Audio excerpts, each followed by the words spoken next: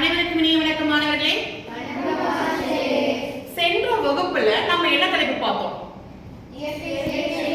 இயற்கை சீற்றங்கள். ஜெபின், இயற்கை சீற்றங்கள் சொன்னா உன்னுடைய பார்வையில சொல்லுங்க பார்க்கலாம். என்னென்ன இதெல்லாம் இயற்கை சீற்றங்கள் அப்படின்னு சொல்லுவீங்க? எரிமலை பொழிதல், நிலநடுக்கம், மண் சரிவு அதாவது நிலச்சரிவு, அப்புறம் புவி வெப்பமயமாதல். அருமை அருமை, கைதட்டலாமே. தமிழுடைய பார்வையில இதெல்லாம் இயற்கை சீற்றங்கள் சொல்ல போறாங்கன்னு பார்க்கலாம். காட்டுத்தீ, புயல், சுனாமி, பனிமலை உருகுதல். அருமை. இப்போ யாஷிகா, போன வகுப்புல ஸ்ரேயா ஸ்ரீதாஸ் எதை பத்தி பேசினாங்க? புயலால அதிகமாக பாதித்த இடம்னா தமிழ்நாட்டுல எந்த இடம் நீ சொல்லுவ? அருமை, கைதட்டலாமே. மகாலட்சுமி தன்னுடைய கருத்தான இயற்கை சீற்றங்கள் ஒன்றை பத்தி சொல்ல போறாங்க. அவங்களுடைய கருத்து என்னன்னு இப்போ நம்ம பார்க்கலாம். மகாலட்சுமி. அனைவருக்கும் வணக்கம். நான் மகாலட்சுமி. இன்று பனிமலை உருகுதல் பற்றி கூற போகிறேன்.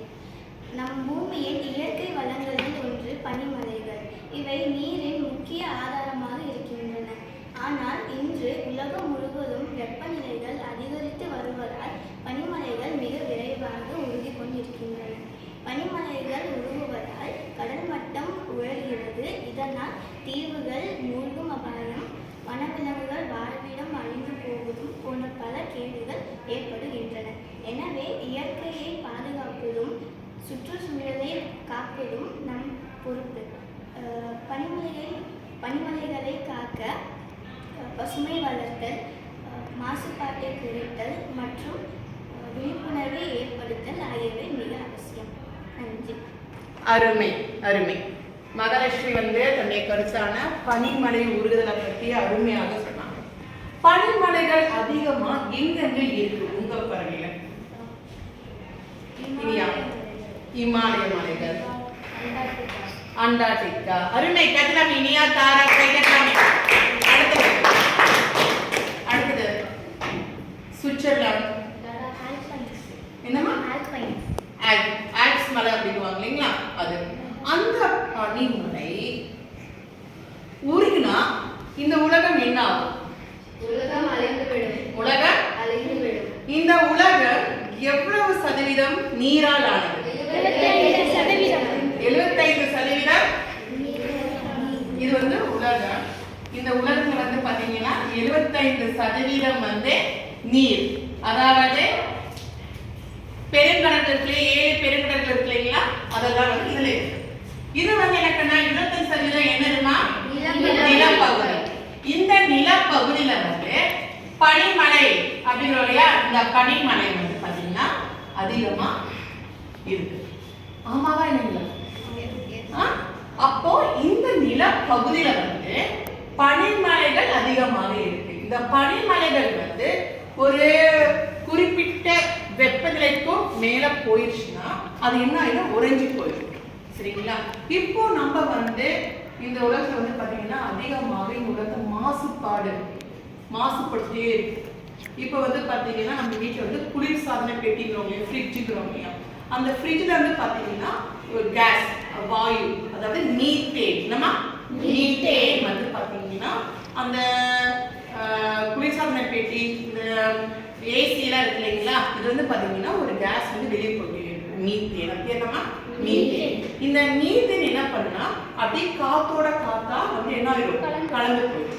இந்த மீத்தேனுக்கு ஒரு சக்தி என்னன்னு பாத்தீங்கன்னா இந்த உலகத்தை காக்கக்கூடியது பாத்தீங்கன்னா ஓசோன். என்னமா? ஓசோன். இந்த ஓசோன் என்ன பண்ணுன்னு பாத்தீங்கன்னா இதுக்கு வெளியே தான் என்ன இருக்குன்னா சூரியன். இந்த சூரியன் வரக்கூடிய ஒளி கதிர்களை ரேஸ் என்ன சொல்லுவாங்கன்னா புற ஊதா கதிர்கள். இந்த புற ஊதா கதிர்கள் அதாவது UV rays, ultra violet race.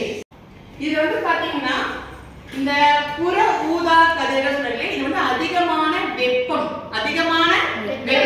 இப்ப கொதிக்கிற தண்ணி நம்ம மேல பட்டுச்சுன்னா என்ன ஆகும்? சூடாய் கொப்பளமாயி புண்ணு இருக்குங்களா? அந்த அளவுக்கு வந்து வெப்பம் வந்து இந்த சூரியன் வந்து வரது.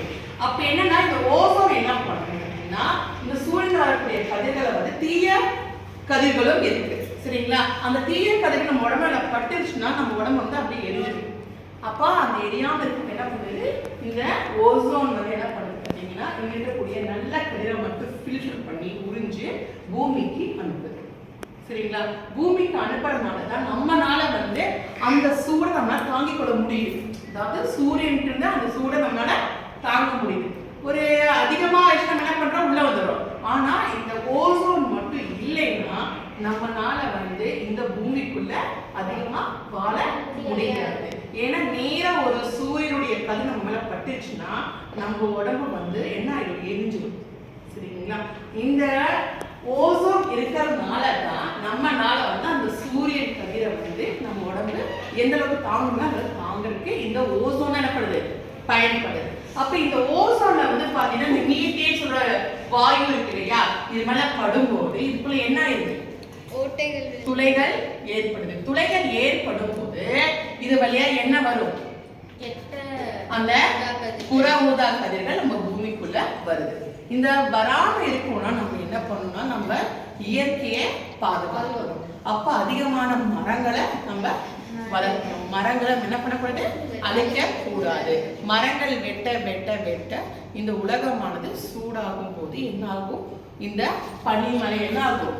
உருக ஆரம்பிக்கும். உருக ஆரம்பிச்சுன்னா இந்த 25% இருக்கக்கூடிய நிலம் என்ன ஆயிடும்? அழியக்கூடிய வாய்ப்பு உள்ளது. அதனால நம்ம வந்து மரங்களை வெட்டாம நல்லபடியா மரங்களை வளர்த்தோம்னா நம்ம இயற்கை சீற்றங்கள் வந்து அதிகமா பாதிக்காம நம்மளால வாழ முடியும். சரி கண்ணா, அடுத்த வகுப்புல மீண்டும் இன்னொரு தலைப்பை பத்தி பார்க்கலாம். நன்றி, வணக்கம்.